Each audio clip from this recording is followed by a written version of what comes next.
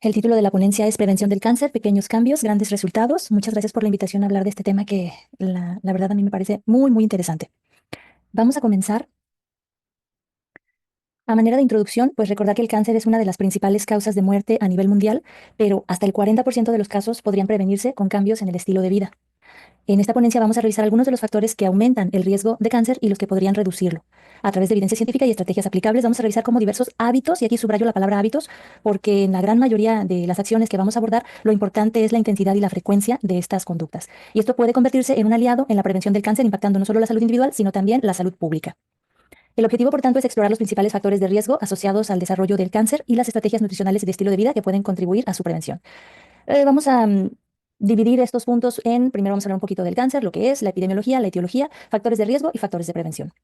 Bien, pues como ya sabemos, el cáncer comprende un grupo de enfermedades, cientos de enfermedades, dependiendo del autor pueden clasificar más de 200 tipos de cáncer, otros dicen cientos de tipos de cáncer, que pueden afectar diversas partes del organismo y su característica principal es que estas células se multiplican de forma rápida, son células anormales y se extienden más allá de sus límites habituales y pueden invadir partes adyacentes del cuerpo o propagarse a otros órganos. En la mayoría de las diapositivas les dejo del lado izquierdo un QR en donde pueden hacer captura de pantalla y posteriormente escanear para ir directamente al artículo donde van a encontrar esta información. Y durante la presentación van a tener estos pequeños letreritos, si no me equivoco son alrededor de 5, en donde voy a hacerles algunas solicitudes. La primera solicitud, la número 1 que les presento aquí es: por favor, hablemos de cáncer. ¿Y qué tiene que ver aquí Marco Antonio Regil con el tema de que les voy a solicitar a todos que por favor hablemos de cáncer? Pues resulta, esto es una cuestión anecdótica, resulta que en un día X en el que me encontraba haciendo qué hacer en mi casa, puse por ahí un video de YouTube y al terminar ya ven que se salta a otro y a otro y más o menos estaban enlazados y eran temáticas interesantes. Y por ahí llegó al podcast de Marco Antonio Regil, en donde él empezó a platicar que habían hecho un programa excelente sobre el tema del cáncer, pero que les daba mucha tristeza saber que pues no iba a tener gran alcance. Y no iba a tener gran alcance porque al parecer a la gente no le gusta hablar del cáncer, la gente no quiere hablar del cáncer. Dice que por más interesante que quede el programa de cáncer, pues siempre tiene menos vistas que otros programas, que otros podcasts. Entonces, ¿qué sucede? ¿Por qué pasa esto? ¿Es que no le interesa a la gente escuchar sobre el tema o es que le temen tanto al cáncer que ni siquiera quieren mencionarlo, ni siquiera quieren escuchar esto? Bueno, pues si esto es así, los pacientes y la familia de los pacientes de cáncer muchas veces se guardan el diagnóstico. Muchos pacientes no quieren saber su diagnóstico. Si sospechan que tienen cáncer, retrasan muchísimo la visita al doctor e incluso cuando van con el médico piden que no les digan el diagnóstico a ellos. Y por lo tanto, esto que provoca que no se conozcan con claridad los antecedentes familiares del cáncer. Es posible que algunas personas digan, pues sí, creo que mi abuelita murió de cáncer, pero no saben qué tipo de cáncer, no saben en qué etapa estaba, no saben a qué tratamiento se sometió, etcétera, etcétera. Y esto hace que no se comprenda la prevalencia e incidencia real, no solo a nivel mundial, nacional, local o en la familia. No se comprende realmente la incidencia y la prevalencia. Y los afectados de cáncer se sienten aún más desafortunados, más solos y más desesperanzados. ¿Cómo se sienten? Se sienten como que tuvieron malísima suerte porque de uno en 1 millón de millones de personas, a ellos les tocó que les diera cáncer. Y esto es algo que nosotros necesitamos debatir, necesitamos aclarar. ¿Y qué tal los profesionales del área de la salud? A nosotros nos interesa abordar estas temáticas. Eh, yo estaba un poco preocupada porque yo dije, vamos a verlo con la asistencia, pero bueno, en el registro hubo muy buen registro a esta sesión, así que quiero pensar que sí, a los profesionistas del área de la salud sí nos interesa hablar de este tema y qué bueno, porque entonces vamos a poder ayudar a difundir información confiable y útil.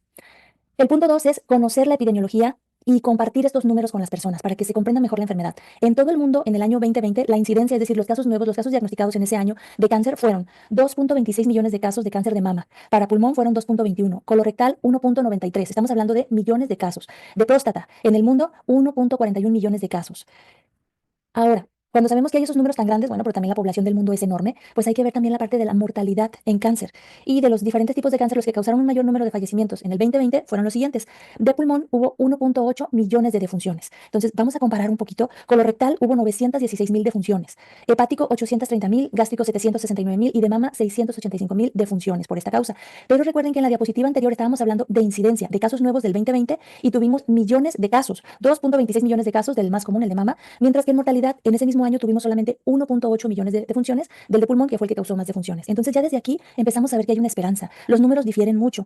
Mucha gente le tiene tanto miedo al cáncer porque considera que un diagnóstico de cáncer es un diagnóstico de muerte y esto hay que estarlo aclarando constantemente. Ahora vamos a comparar incidencia y mortalidad por cada 100,000 habitantes. Si lo vemos dividido por sexo, del lado izquierdo, vamos a encontrar en color azul, más a la izquierda, extrema izquierda, a los hombres y del lado izquierdo, pero a un lado de los hombres, pues la incidencia en mujeres. Y vamos a comenzar con los que se presentaron, los que tuvieron mayor incidencia. En el caso de las mujeres fue el de mama, seguido por el de próstata en los hombres y enseguida el cervicouterino en mujeres y después tenemos el colorectal en ambos. Ahora, comparemos del lado derecho, incidencia contra mortalidad nuevamente. Y entonces tenemos que, si bien en color azul, del lado derecho, en el cáncer de mama, tenemos 39.9 casos por cada 100.000 habitantes en color azul, a un ladito en color rojo vamos a encontrar que la mortalidad fue de 10.3. Ahora, siempre hay que estar conscientes de que cuando nos hablan de incidencia, solo nos hablan de los casos nuevos, los que se diagnosticaron en ese año. La prevalencia puede ser mucho mayor dependiendo del tipo de cáncer, porque si los pacientes sobreviven, la prevalencia se va acumulando a través de los años. Y esto solamente nos muestra la incidencia y podemos observar que cuando comparamos solamente la incidencia, que es más pequeña, contra la mortalidad sigue siendo todavía más pequeña, afortunadamente cada vez más pequeña, sobre todo si se detecta a tiempo. Ahora, vámonos más cerca, Latinoamérica, los tipos de cáncer más frecuentes. Del lado izquierdo tenemos que en los hombres, el primer lugar es el de próstata en color verde, después el colorectal y en tercer lugar el de pulmón. Enseguida tenemos que en mujeres en Latinoamérica tenemos el de mama, colorectal y el cervicouterino, les menciono solo los primeros tres. Y en ambos sexos, en Latinoamérica, el que más se presenta es el de próstata, seguido del de mama y en tercer lugar el colorectal.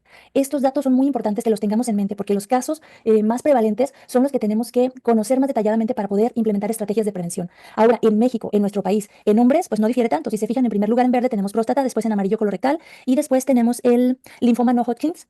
En mujeres tenemos mama, cervicuterino y de tiroides. Y si vemos ambos sexos, tenemos mama, próstata y colorectal, los primeros tres, enseguida tiroides y cervicuterino, ¿sí? Entonces, si se fijan, repetimos los mismos tipos de cáncer. En su mayoría, a lo mejor cambian de lugar entre el primero, segundo, tercero, cuarto, quinto, pero estos tipos de cáncer son los que tenemos que tener más en la mira para poder trabajar para la prevención y el tratamiento de ellos.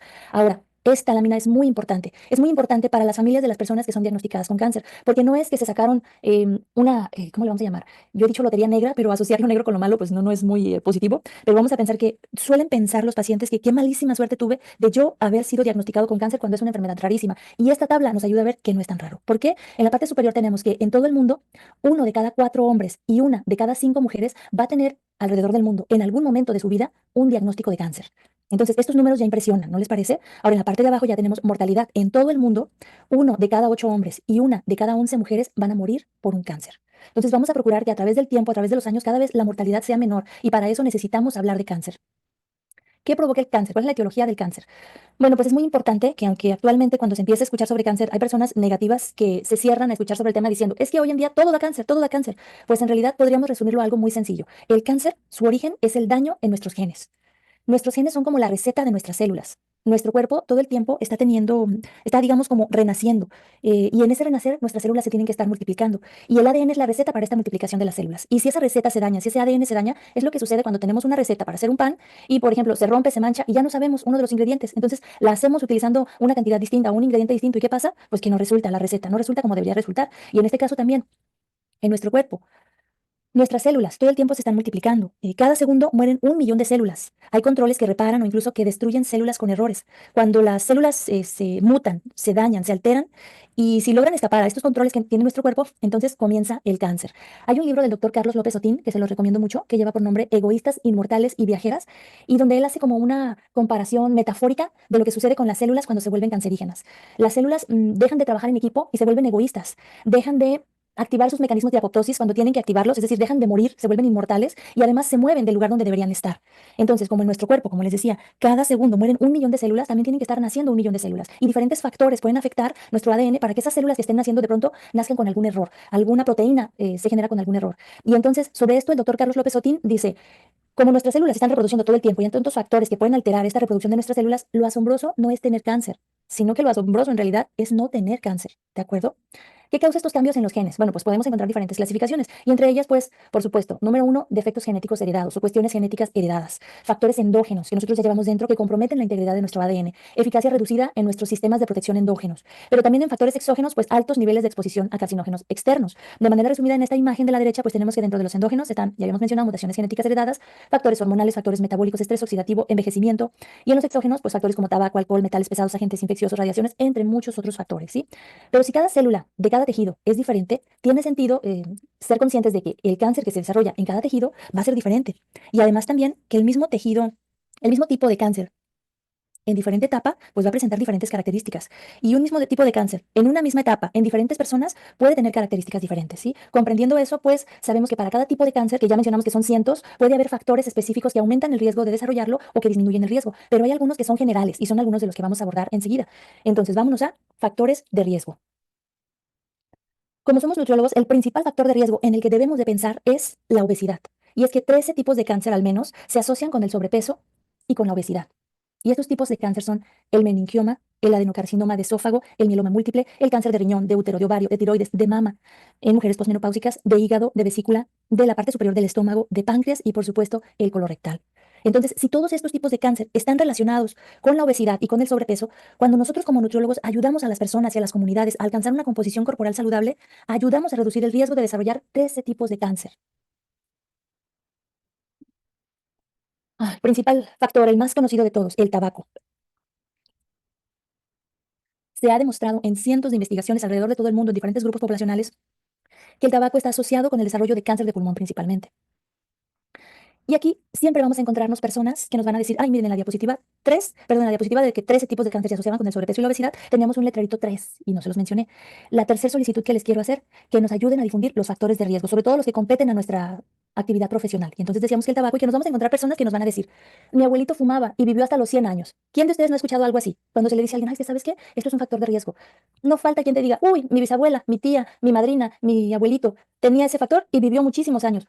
Aquí tenemos que acordarnos de las clases básicas de epidemiología, de la tabla de contingencia de 2 por 2. Cuando calculamos los riesgos, tanto para investigaciones retrospectivas como prospectivas, de que un factor esté asociado a un resultado, a una enfermedad, tenemos un recuadro que aquí está representado con la letra A, en donde nosotros colocamos a los participantes, a la población, a la parte de una población, de una muestra que nosotros estamos investigando, que son personas que, como dice en la parte de arriba, tuvieron el resultado, en este caso cáncer de pulmón. Si lo tuvieron, arriba dice yes, son 75 en el cuadrante A, y esas mismas 75 personas estaban expuestas al factor de riesgo, en este caso fumar. Ya ven que al lado izquierdo de el cuadro A dice yes. Entonces, estos 75 que están en el círculo negro sí fumaban y sí tuvieron cáncer de pulmón. Y nos parece comprensible, ¿no? También tenemos 90 personas en el recuadro D que no fumaban y no tuvieron cáncer de pulmón. Nos parece comprensible, ¿verdad? Pero siempre vamos a tener también personas que sí tenían la exposición, es decir, en esta investigación en particular, que sí fumaban y que hasta el momento de la investigación no habían desarrollado cáncer de pulmón. Sí las hay, aunque parezca raro. Y es que la mayoría de las enfermedades no son unicausales. Hay muchísimos factores que están influyendo y esta suma de factores, esta red de exposiciones es la que desencadena la enfermedad. ¿De acuerdo? Pero si lo notan, son menos. En esta investigación tenemos 75 participantes que sí fumaban y sí tuvieron cáncer y 25 que sí fumaban y no tuvieron cáncer. Esto en el triángulo del cuadro B, 25 personas. Y tenemos todavía otro recuadro que también nos hace mucho ruido.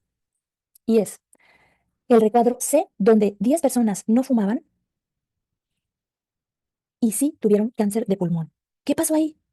Esta es una de las cosas que nos hace más ruido. ¿Por qué las personas que no están expuestas al factor tienen la enfermedad? Pues porque hay otros factores que también causan la enfermedad, ¿sí? En el caso de cáncer de pulmón, les daré un ejemplo. Las mujeres que viven en comunidades y que toda su vida han cocinado con leña y han estado expuestas, respirando el humo de la leña, tienen más riesgo de desarrollar cáncer de pulmón que las que no tienen esa exposición, aunque nunca hayan fumado. Entonces, aquí tenemos que estar conscientes de esto. En las investigaciones no hay blanco y negro, hay muchísimos tonos de gris, pero los cálculos nos dicen que ciertos factores aumentan el riesgo. Es como si nosotros ponemos una bala en un tambor de una pistola y ponemos la pistola en nuestra sien y jalamos el gatillo. No es seguro que va a disparar, porque no es seguro que la bala quedó colocada en donde va a ser la explosión, ¿verdad? No es seguro, pero hay más probabilidades que si no hacemos eso de poner la bala y poner la pistola en nuestra sien y jalar el gatillo. Ahora, si seguimos jalando el gatillo, tarde o temprano va a ser explosión, va a disparar esa pistola. Entonces aquí también, como dicen, la genética carga el arma, pero nuestras acciones la disparan. Siguiente factor, radiación ionizante. Y esto es dependiente de dosis-frecuencia. Aquí les puse de fondo una imagen que simula estos edificios abandonados de donde ha habido accidentes nucleares, como por ejemplo Chernobyl.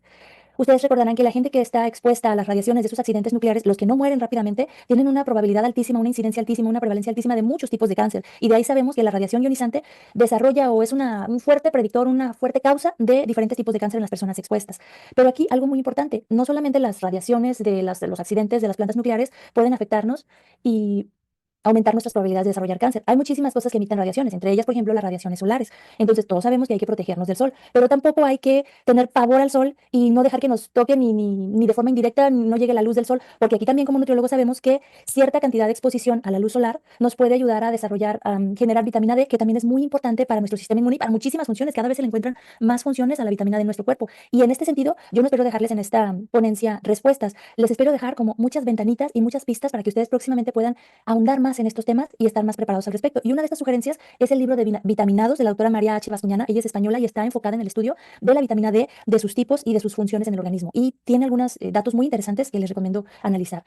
Sugerencia número 4, derribemos mitos. yo no me hago la mamografía porque escuché que la radiación da cáncer y pues yo no me quiero arriesgar. Y les pongo a un lado a una mujer que está fumando, porque muchas veces los que dicen, yo no me hago ese examen porque escuché que eso puede dar cáncer, tienen otros factores mucho más obvios, mucho más comprobados, pero ellos solamente observan una parte de la información, son como parciales al analizar la información. Y entonces aquí la cuarta solicitud es ayúdenos a derribar mitos. Y una forma en la que nosotros podemos hablar de cáncer, nosotros podemos compartir los factores que aumentan el riesgo, nosotros podemos derribar mitos, es a través de las redes sociales, jóvenes. Por ahí miré una publicación que me pareció muy interesante en donde un médico estaba como queriéndose animar a grabar una cápsula para sus redes sociales y decía, ay no, pero si me critican, y entonces voltea a un lado y hay una persona que no tiene absolutamente ninguna formación en un tema de salud y está dando recomendaciones infundadas. Entonces hay muchísima información inexacta en redes sociales y necesitamos hacer una contraparte proporcionando información más real, más confiable, más basada en ciencia. Ay, y se me cambió un poquito mi ventana.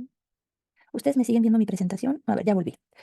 Entonces, hay que explicarle a las personas que hay muchísimas cosas que emiten radiación, pero que no hay comparación entre el nivel de radiación que emiten algunas cosas y el nivel de radiación que emiten otras. Y en ese sentido me puse por ahí a investigar y les platico que encontré que la gente que estuvo expuesta a los accidentes estos nucleares, de plantas nucleares, estuvo expuesta.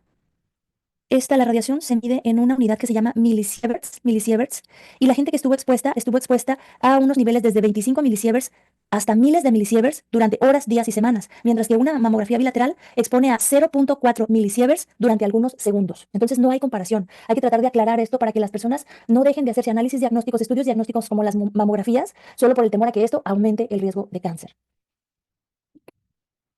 Siguiente factor.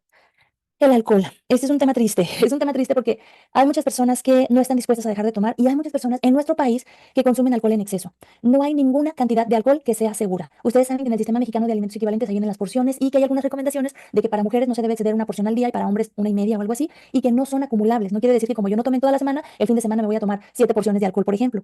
El alcohol no hay cantidad segura y afecta de diferentes formas. En la etapa de promoción del cáncer, el alcohol puede afectar la metilación del ADN y esto puede cambiar la expresión de oncogenes y genes supresores de tumores.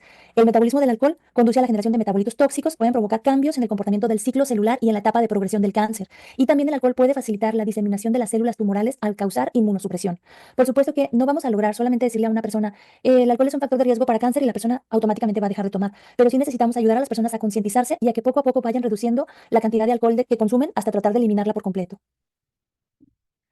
Carne procesada, ya lo hemos escuchado muchas veces en nuestra área. El consumo regular de carne procesada ha mostrado que puede aumentar el riesgo de cáncer colorectal. Específicamente, cada porción de 50 gramos de carne procesada, si se consume diariamente, puede aumentar hasta un 18% este riesgo.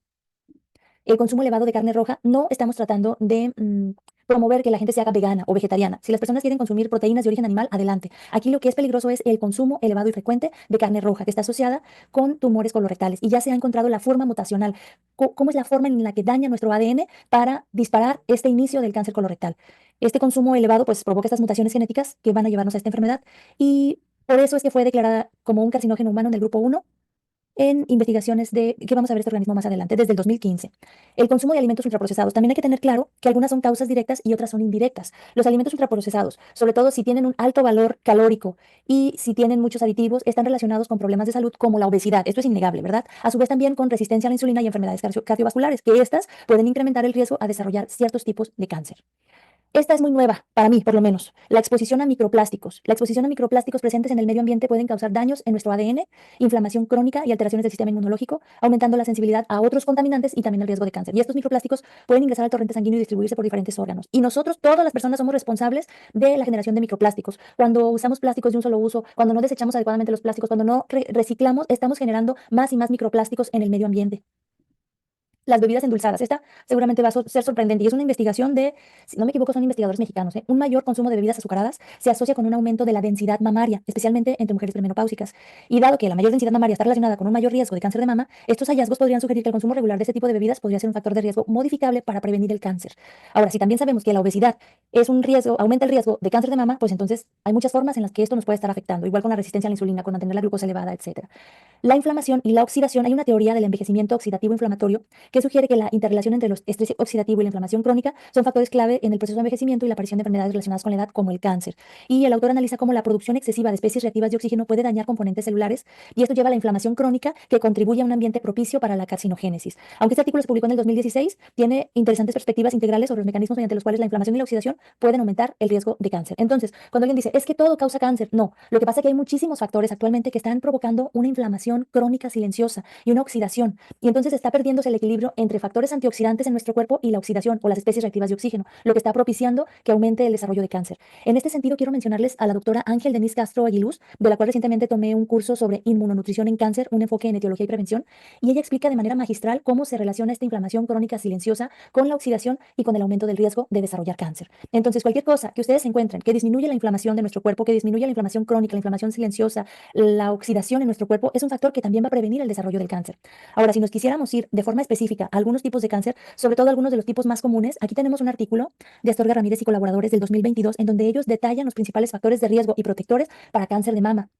Y si se fijan dentro de los de hábitos de vida y alimentación, hay algunos muy interesantes que nos pueden interesar. Algunos se repiten, van a ver cómo factores se repiten, se repiten, se repiten. Por ejemplo, factor que aumenta el riesgo, hábitos de vida, fumar, historial laboral nocturno, la desincronización de los ciclos circadianos, el no dormir suficiente, no dormir a nuestras horas, alterar nuestros ritmos biológicos, la baja actividad física. Y dentro de alimentación, factores que aumentan el riesgo de cáncer de mama, consumo de bebidas alcohólicas, ya lo habíamos dicho, alto consumo de carnes rojas, entre otras. Y me voy al otro círculo amarillo en la parte de arriba, factores gineco-obstetricios, y nos habla de que si la primera menstruación se presenta de manera temprana y la menopausia de manera tardía, esto hace que el cuerpo de la mujer esté expuesto durante más años a hormonas y aumenta su riesgo de cáncer de mama. ¿Y por qué hago énfasis aquí si no tiene tanto que ver con nutrición? Compañeros, recordarles, cada vez más nos estamos dando cuenta de que el tejido graso no es solamente un tejido de depósito, de almacén de energía, sino que es un tejido glandular, un tejido con secreciones de hormonas que alteran nuestro cuerpo. Y dentro de lo que se ha encontrado, las niñas con obesidad precoz son niñas que presentan la primera menstruación a etapas o edades muy tempranas. Cuando antes las mujeres tenían su menstruación a los 12, 13, 14, 15, hoy tenemos niñas de 8 años, de 7 años, de 6 años que están comenzando a tener su menstruación, sobre todo niñas con un porcentaje de grasa en su cuerpo elevado. Entonces vámonos ahora a algunos factores de prevención. Nada más creo que por ahí alguna compañera hizo unas rayitas, déjenme ver si las puedo borrar. Yo también soy curiosa en Zoom y también me ha pasado que factores de prevención. Nos sentimos un poco negativos cuando empezamos a hablar de que esto aumenta el riesgo, esto aumenta el riesgo, esto aumenta el riesgo, pero simplemente si vemos el lado contrario, pues eso disminuye el riesgo. Entonces algunos se van a repetir y otros son nuevos, no se mencionaron antes. Vamos tomando nota. La Organización Panamericana de la Salud, la OPS, y la Agencia Internacional para la Investigación del Cáncer presentan 17 acciones, si se fijan, no son tantas, basadas en evidencia científica para reducir nuestro riesgo de cáncer. Solicitud número 5 para ustedes, colegas, ayúdennos a difundir estas 17 acciones, 17 recomendaciones de acciones para disminuir el riesgo de nuestros pacientes, de nuestros familiares, de nosotros mismos. Y aquí los invito a que hagan una especie de checklist. Vayan poniendo, no sé si tengan algo en que anotar a la mano, y vayan poniendo, por ejemplo, del factor 1, esto sí lo hago, factor 2, esto sí lo hago. Y si no, tomen nota, el factor 3 voy a poner por ahí un asterisco porque necesito investigarlo y empezarlo a implementar en mi vida. Entonces, me disculpan si no los pongo en orden, pero traté de relacionar algunos que podrían entrar dentro de la misma categoría. En esta primera diapositiva les presento los que tienen que ver con la calidad del aire que respiramos. Número 1, ya lo habíamos dicho, no fumar ni compartir espacios con personas que fuman. Ya saben que el humo de segunda mano también es muy dañino. Y algo novedoso aquí es tampoco usar cigarros electrónicos, ya que pueden llevar al consumo de tabaco, pero también sabemos que todavía no se puede asegurar la seguridad de los cigarros electrónicos o el famoso vapeo, que si bien se ha argumentado que las sustancias que contienen son inocuas si las comemos, cuando usamos el vapeo no nos las estamos comiendo. Estas sustancias las estamos metiendo en nuestros pulmones. Entonces, ojo con eso. Número 2, que nuestro hogar, nuestro trabajo también sean libres de humo. Aquí hemos avanzado mucho. En muchísimos espacios en la actualidad ya no está permitido fumar. Me voy a ir hasta la 9 porque nos dice, si cocina o calienta su hogar con carbón o leña, evite la acumulación de humo dentro de su casa. Y esto está relacionado con lo que veíamos en la tabla de contingencia de 2x2, cómo se calcula el riesgo relativo y el otro ratio y la asociación entre una exposición y una enfermedad. El estar respirando el humo de leña aumenta el riesgo de cáncer de pulmón y probablemente de otros también. Número 10, si existe alta contaminación en el aire de tu entorno, pues hay que limitar el tiempo que pasamos al aire libre. Y aquí, por lo menos en la ciudad de Autlán, hace unos días tuvimos un aire bastante viciado. Nos vamos a la 3. Mantenga o alcance su peso saludable a lo largo de su vida. Y aquí creo que como nutriólogos podríamos proponer una modificación. No es tanto un peso saludable, sino una composición corporal saludable. Porque una persona que aparentemente tiene un peso saludable o un IMC saludable podría tener un exceso de grasa en su cuerpo por ser una persona sedentaria. Y esto se complementa con la número 4, realizar actividad física. Limitar, complementarlo con limitar el tiempo que pasamos sentados. Aquí esto es muy, ¿cómo lo podemos decir? Polémico, compañeros, colegas, porque muchas personas van y hacen media hora de actividad cardiovascular, por ejemplo, y después se pasan 17 horas y media sentados y 8 horas acostados. Entonces necesitamos implementar pausas activas, necesitamos romper el sedentarismo cada 2 horas. Y estos son otros temas que podrían surgir más adelante para la actualización en los colegios. Nos vamos a las 5.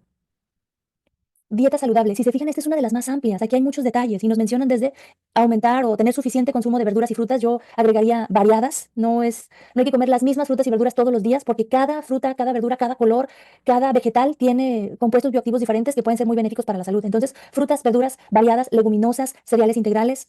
Evitar las bebidas azucaradas, pues si ya habíamos hablado que las bebidas azucaradas pueden aumentar el riesgo de cáncer de mama, pues hay que disminuir esto hasta eliminarlo. Limitar ultraprocesados, evitar carne procesada, La última viñeta del número 5, no se los había mencionado, pero es muy interesante. Limitar el consumo de bebidas a temperaturas muy calientes, como el mate, el té o el café. Hay que esperar unos minutos hasta que el líquido no queme los labios o la lengua. Las poblaciones que están acostumbradas a tomar bebidas muy calientes tienen más riesgo de desarrollar cáncer de boca, esófago, laringe, faringe, incluso estómago, ¿sí? Por este frecuente daño a la mucosa por la bebida tan caliente. Y pasamos a las 6, evitar el consumo de bebidas alcohólicas. 7, amamantar. Cuantos más meses, mejor. Esto va a ayudar a que tanto la madre como el niño disminuyan riesgos. La 8, protegernos de la exposición directa del sol en las horas de mayor intensidad solar para ayudar a prevenir el cáncer de piel. La 11, informarnos si en nuestro trabajo estamos expuestos, o probablemente en nuestra colonia, me atrevería a decir. Yo, por ejemplo, vivo en una colonia que está muy cerca de una ladrillera y constantemente huele al humo de esta ladrillera. Entonces hay que estar pendientes de estos factores ambientales a los que estamos exponiéndonos y necesitamos exigir y adoptar medidas de protección. También la número 12, muy interesante, la infección por la bacteria Helicobacter pylori, pues puede causar cáncer de estómago, entonces hay que consultar con profesionales de la salud para conocer si cada uno de nosotros o si nuestros pacientes, invitarlos a que ellos investiguen con profesionales de la salud para conocer si se podrían beneficiar de la detección de la bacteria y el tratamiento de la infección. Nos vamos a 13, las infecciones por virus, como la hepatitis B y C, el virus del papiloma humano y el virus de inmunodeficiencia humana. Todos estos podrían aumentar nuestro riesgo de cáncer y entonces hay piñetas para cada uno. Vacunarnos cuando sea posible, hacernos pruebas de VIH, asegurarnos de tener una sexualidad responsable si tenemos parejas nuevas o casuales. La número 14, no usar terapias de reemplazo hormonal para la menopausia, a menos que lo indique un profesional médico, ya que esto también puede aumentar el riesgo de cáncer de mama. Ya estamos terminando la 15. Si tenemos entre 50 y 74 años, es importante acudir al servicio de salud y solicitar una prueba de detección temprana de cáncer de colon y recto. Estas son sangre oculta en heces o colonoscopía. Y de acuerdo con los resultados hay que seguir puntualmente las recomendaciones del profesional de la salud. Y aquí una aclaración. Esto se recomienda para personas entre 50 y 74 años si no tienen antecedentes de esta enfermedad. Porque si tienen ascendencia que tuvo cáncer de colon o de recto, lo ideal es adelantar estas pruebas para prevenir. Se pueden detectar los pólipos y remover antes de que se vuelva cáncer. Número 16. Si se tienen 40 años o más, acudir a servicios de salud cada 2 años para realizarse un examen clínico mamario a partir de los 50 años y hasta los 74. Hacerse una mamografía cada 2 años. Ahora, esto es de la página de la Organización Panamericana de la Salud, pero hay que estar actualizándonos porque de pronto se invita a aumentar la frecuencia y que no sea cada 2 años, sino cada año, dependiendo de la edad, habrá que checar eso. Y entonces, de acuerdo con los resultados de las mamografías, hay que seguir puntualmente las recomendaciones de los profesionales de la salud. Y me voy a regresar al 15, nada más para comentar una cosa. Como esta prueba de detección puede ser sangre oculta en heces o colonoscopía, aquí hay un detalle. Con el caso de la colonoscopía, hay muchos hombres que se niegan a realizarse una colonoscopía o un examen para detectar cáncer de próstata por cuestiones sociales, cuestiones culturales, el temor a que sean mal vistos o a que disminuya su hombría. Entonces, esto es una cuestión cultural y social que no va a ser fácil, pero necesitamos cambiarla. Necesitamos difundir cómo se llevan a cabo estas pruebas, cómo no son tan molestas, por decirlo de alguna manera. El paciente está sedado, el daño es mínimo y la recompensa de poder detectar un cáncer antes de que sea cáncer es mucho mayor que los temores de estos pacientes. A mí me ha tocado encontrarme ya con varios pacientes de cáncer colorectal que me han platicado cómo por años tuvieron síntomas, años y se negaron a hacerse estos exámenes hasta que ya estaban gravísimos, gravísimos. Y aún así, les puedo platicar que en los casos que yo he encontrado, han sido pocos, esto es anecdótico, 2 o 3 casos, las personas han tenido un buen pronóstico, se han sobrevivido, han aumentado su esperanza de vida, lo cual no hubiera pasado si no se hubieran decidido por hacerse estos análisis. Y la número 17 de esta Organización Panamericana de la Salud, si tiene entre 30 y 64 años, acudir al servicio de salud y solicitar una prueba molecular del virus de papiloma humana, al menos cada 5 a 10 años, para detección temprana de cáncer de cuello uterino. Am, les dejo, me voy a regresar nada más tantito por si alguien quiere hacer captura de pantalla de la referencia Organización Panamericana de la Salud, Código Latinoamericano y Caribeño contra el Cáncer.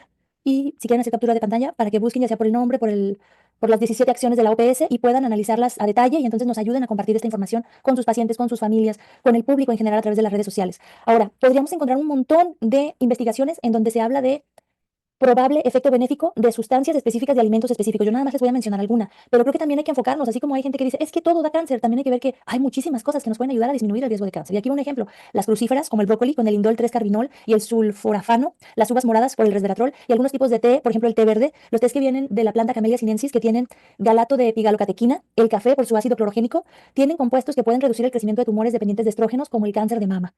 También hay algunas investigaciones que hablan que el consumo regular, frecuente, suficiente cantidad de crucíferas puede disminuir el riesgo de cáncer de pulmón, incluso en personas que fuman. Entonces creo que hay muchísimo que se puede investigar y que se puede difundir para poder combatir o disminuir esta carga del cáncer en el mundo. Ahora, aquí otra recomendación, los invito a buscar a esta doctora Nimbe Torres y Torres del Instituto Nacional de Ciencias Médicas y Nutrición Salvador Subirán, que ella ha realizado muchas investigaciones con alimentos funcionales en México, como la chía, el frijol, el nopal, la miel, también por ahí me parece que setas, y ha encontrado potencial antioxidante y ha detallado cómo muchos de estos alimentos podrían tener un efecto protector contra el cáncer. Nuevamente, ningún factor solito va a provocar cáncer, excepto las radiaciones emitidas por accidentes de plantas nucleares, pero ningún otro factor, poquísimos factores por sí mismos van a causar cáncer. Y también ningún factor por sí mismo, solito, nos va a prevenir el cáncer. Pero el conjunto de diferentes factores es lo que va a disminuir nuestro riesgo o va a aumentar nuestro riesgo. Entonces, vamos sumando factores protectores, consumiendo alimentos funcionales mexicanos que han mostrado potencial antioxidante y, por tanto, combatir la inflamación crónica, inflamación silenciosa. Ahora que hay un tema, seguramente lo habrán escuchado, restricción calórica. Este es un tema interesante que podría también ser un factor preventivo contra el cáncer, porque puede reducir factores de crecimiento como la insulina y otras hormonas que están relacionadas con el desarrollo y progresión de algunos tipos de cáncer. Esta restricción calórica podría influir en la expresión de genes y en los procesos metabólicos, que podría mejorar la capacidad del cuerpo para reparar los daños celulares y limitar el crecimiento de células tumorales. Por lo tanto, podría ser una estrategia útil en prevención y tratamiento de cáncer. Restricción calórica aquí lo podemos abordar de diferentes maneras. Lo contrario, lo que puede estar asociado a un aumento del riesgo, comer en exceso. Esta costumbre de levantarnos de la mesa que ya no podemos ni caminar, llenísimos. Pues lo contrario, utilizar esta forma de pensar de los orientales, el kara hachibu, de levantarse de la mesa cuando todavía no nos sentimos llenos. Y esto va a provocar que tengamos una ligera restricción calórica. Ahora, también, reducir las ventanas de alimentación podría tener un efecto terapéutico. Y en esto estoy hablando de el ayuno intermitente. Es algo que todavía se debe de investigar. Se ha mostrado su beneficio para cierta población con ciertas características, con ciertas enfermedades, pero hay mucho todavía que investigar, tanto en restricción calórica como en ayuno intermitente. Ahora, si nos vamos también a enfermedades específicas, a tipos de cáncer específico, en este artículo de Astorga Ramírez, que ya les había mencionado previamente, colaboradores del 2022, nos presenta esta tabla que son principales factores protectores para cáncer de mama. Entonces, para cada tipo de cáncer ya podríamos encontrar ciertos factores que aumentan o disminuyen el riesgo. Y en el cáncer de mama, en la alimentación, disminuye el riesgo si tenemos un alto consumo de fibra y un bajo consumo de grasa. Pero esto ya lo hacemos si seguimos las 17 recomendaciones de la OPS, que nos dicen aumentar las frutas, aumentar las verduras, aumentar las leguminosas, los cereales integrales, ya estamos cumpliendo con esto. Ahora, captura de pantalla aquí, los invito a explorar esta página del World Cancer Research Fund International, en donde nos presenta de una forma gráfica muy bonita, muy interesante, los factores que están asociados a un aumento en el riesgo de cáncer y los pone, digamos, en forma escalonada. Los círculos rojos son los que de forma convincente incrementan el riesgo de cáncer y mientras más grande, más incrementan el riesgo de cáncer. Miren estos rojos. Enseguida en naranjita tenemos los que es probable que lo incrementen, pero no es seguro. Y los que son probables, miren, aquí encontramos, por ejemplo, comida rápida, el tiempo de pantalla porque provoca ganancia de peso. Les dejo aquí la imagen para que hagan captura y ustedes lo exploren o escaneen el QR y se vayan al artículo, a la página donde tenemos no solamente los que es convincente que aumentan el riesgo, que es probable que aumentan el riesgo o que hay nos sugiere de forma limitada que podrían incrementar el riesgo, los de color amarillo, pero también en esta página podemos encontrar factores que disminuyen el riesgo y también hay un efecto sustancial sobre el riesgo, lo disminuyen, hay sugerencias limitadas de que lo disminuyen, es probable que lo disminuyen o lo disminuyen de forma convincente. Entonces, los que lo disminuyen de forma convincente tienen un color más oscuro y están aquí arriba. Actividad física, caminar porque tiene un efecto en el peso corporal, probablemente lo disminuyen los alimentos con fibra, haber sido amamantado y actividad física de este lado para cáncer de mama, para endometrio, porque ayuda para no ganar peso. Entonces, les dejo la imagen para que ustedes lo exploren detalladamente y nos vamos a las conclusiones y perspectivas futuras. Conocer y difundir los principales factores de riesgo, pero también los preventivos, puede fortalecer nuestro papel en la promoción de la salud y la prevención de enfermedades desde nuestro consultorio o en el ámbito comunitario. Como les decía, también en redes sociales, a la población a la que podamos alcanzar. Identificar conductas modificables como el consumo elevado de carnes procesadas, bajo consumo de frutas, verduras y fibra, el sedentarismo, la obesidad. Identificándola, nosotros podemos intervenir con estrategias dietéticas personalizadas y educación alimentaria basada en evidencia. Y esta difusión va a empoderar a nuestros pacientes. Ya no se trata de que el paciente diga, ay, que no se entere mi nutrióloga que me va a regañar, sino de que el paciente se empodere y logre sentirse responsable de su salud. Que no es nada más de que mi abuelo tuvo cáncer, entonces yo me voy a quedar de brazos cruzados porque seguramente me va a dar cáncer. Hay algo que pueden hacer para disminuir las probabilidades. Y también contribuye a reducir la carga global del cáncer a través de acciones simples, sostenibles y al alcance de la población. Pero como veníamos viendo, hay áreas emergentes de investigación muy interesantes en las que podríamos enfocarnos o podríamos seguir investigando, como el desarrollo de terapias nutricionales personalizadas basadas en el perfil genético y metabólico del paciente y la investigación sobre el papel de la microbiota, que tiene una influencia también en la respuesta tanto al tratamiento como a la prevención del cáncer. Y aquí por último les dejo mi correo electrónico y en el QR también pueden escanear mis redes sociales para ponernos en contacto también en ese mundo. Aquí algunas de las referencias, pero con mucho gusto les comparto cualquier artículo que no hayan alcanzado a tomar captura de pantalla.